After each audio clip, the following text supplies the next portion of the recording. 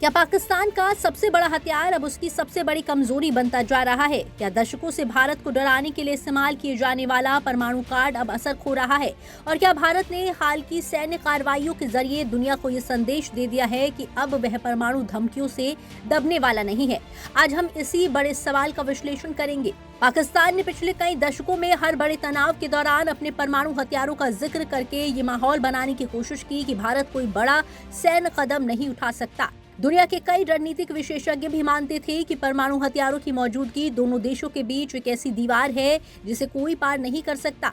लेकिन पिछले कुछ वर्षों में घटनाएं तेजी से बदली हैं। पहले सर्जिकल स्ट्राइक, फिर बालाकोट एयर स्ट्राइक और उसके बाद भारत की आक्रामक सुरक्षा नीति ने ये दिखाया कि आतंकवाद के खिलाफ कार्रवाई के मामले में भारत अब पहले वाला भारत नहीं रहा। भारत ने ये संकेत दिया कि अगर राष्ट्रीय सुरक्षा पर खतरा होगा तो वो अपने हितों की रक्षा के लिए कार्रवाई करने से पीछे नहीं हटेगा, चाहे सामने कितनी भी बड़ी धमकी क्यों ना हो। अब सवाल उठता है कि पाकिस्तान में बेचैनी आखिर बढ़ क्यों रही है?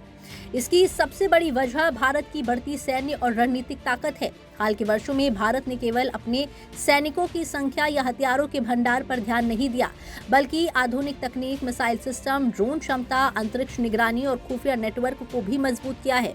अंतर्राष्ट्रीय रिपोर्टों के अनुसार भारत लगातार अपनी परमाणु क्षमता को आधुनिक बना रहा है। भारत की मिसाइलें पहले की तुलना में अधिक सटीक, अधिक तेज और अधिक दूरी तक मार करने में सक्षम हो चुकी हैं।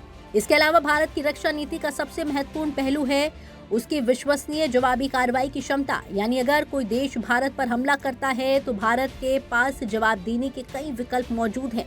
यही वजह है कि भारत की बढ़ती ताकत को लेकर पाकिस्तान लगातार चिंता जाहिर करता रहा है।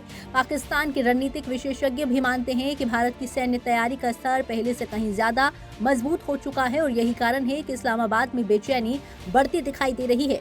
लेकिन यहाँ एक और महत्वपूर्ण बात समझनी होगी। परमाणु हथियारों का मतलब सिर्फ ये नहीं होता कि किसी देश के पास कितने बम हैं। असली ताकत इस बात में होती है कि जरूरत पड़ने पर वह देश कितनी प्रभावी और विश्वसनीय प्रतिक्रिया दे सकता है। भारत ने पिछले कुछ वर्षों में जिस चीज पर सबसे ज्यादा काम किया है वो है न्यूक्लियर ट्रायल, यानी जमीन, समुद्र और हवा तीनों माध्यमों से जवाबी हमले करने की क्षमता। इसका मतलब ये है कि अगर किसी कारण से एक माध्यम प्रभावित भी हो जाए तब भी भारत के पास जवाब देने के दूसरे विकल्प मौजूद रहते हैं। रक्षा विशेषज्ञों के अनुसार यही क्षमता किसी भी देश की परमाणु नीति को विश्वसनीय बनाती है। दूसरी ओर पाकिस्तान लंबे समय तक इस भरोसे में रहा कि उसका परमाणु कार्यक्रम उसे एक मनोवैज्ञानिक बढ़त देता है। लेकिन जब भारत ने सीमित सैन्य अभियानों को अंजाम देकर ये दिखाया कि वो परमाणु धमकियों के बावजूद कार्रवाई कर सकता है, तब यह धारणा कमजोर पड़ने लगी। यही वजह है कि आज कई विश्लेषक ये सवाल पूछ रहे हैं कि क्या पाकिस्तान का तथाकथित परमाणु ब्लफ अब पहले जितना प्रभावी नहीं रह गया। हालांकि इस पूरे मुद्दे को केवल सैन्य नजरिए से देखना पर्याप्त नहीं है। इसके पीछे राजनीति, कूटनीति और वैश्विक रणनीति भी काम करती है। दुनिया के बड़े देश नहीं चाहते कि दक्षिण एशिया में कभी ऐसा संघर्ष हो जो परमाणु युद्ध की स्थिति तक पहुंच जाए।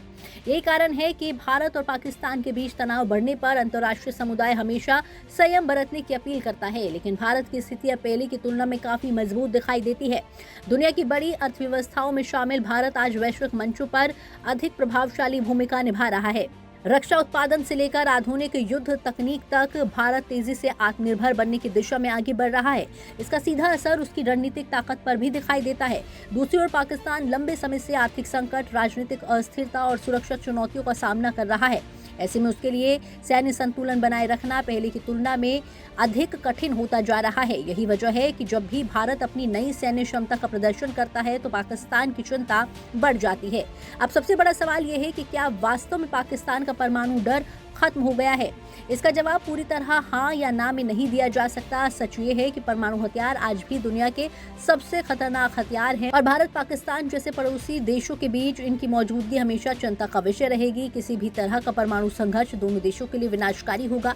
इसलिए ये कहना गलत होगा कि खतरा पूरी तरह खत्म हो चुका है। लेकिन ये भी उतना ही सच है कि भारत ने पिछले कुछ वर्षों में अपनी रणनीतिक क्षमता, सैन्य तैयारी और राजनीतिक इच्छा शक्ति के जरिए ये संदेश जरूर दिया है कि वो केवल परमाणु धमकियों के आधार पर अपने फैसले नहीं बदलेगा। यही कारण है कि आज बहस इस बात पर नहीं हो रही कि किसके पास कितने परमाणु हथियार है, बल्कि इस बात पर हो रही है कि किसके पास अधिक विश्वसनीय, आधुनिक और प्रभावी प्रतिरोधक क्षमता है। यानी कुल मिलाकर तस्वीर ये है कि दक्षिण एशिया की रणनीतिक राजनीति बदल रही है। भारत लगातार अपनी ताकत बढ़ा रहा है, जबकि पाकिस्तान के सामने नई चुनौतियां खड़ी हो रही हैं। ऐसे में वह पुराना दौर जब सिर्फ परमाणु हथियारों का नाम लेकर मनोवैज्ञानिक दबाव बनाया जाता था, अब बदलता हुआ दिखाई दे रहा है। और यही वजह है कि आज ये सवाल पहले से कहीं ज्यादा जोर से पूछा जा रहा है कि भारत ने पाकिस्तान के परमाणु ब्लफ को सचमुच बेनकाब कर दिया है, या फिर हम दक्षिण एशिया में एक नए शक्ति संतुलन के दौर की शुरुआत देख रहे हैं। जवाब जो भी हो, लेकिन इतना तय है कि आने वाले वर्षों में भारत और पाकिस्तान के बीच रणनीतिक प्रतिस्पर्धा का स्वरूप पहले से काफी अलग और अधिक जटिल होने वाला है। ब्यूरो रिपोर्ट, जी मीडिया।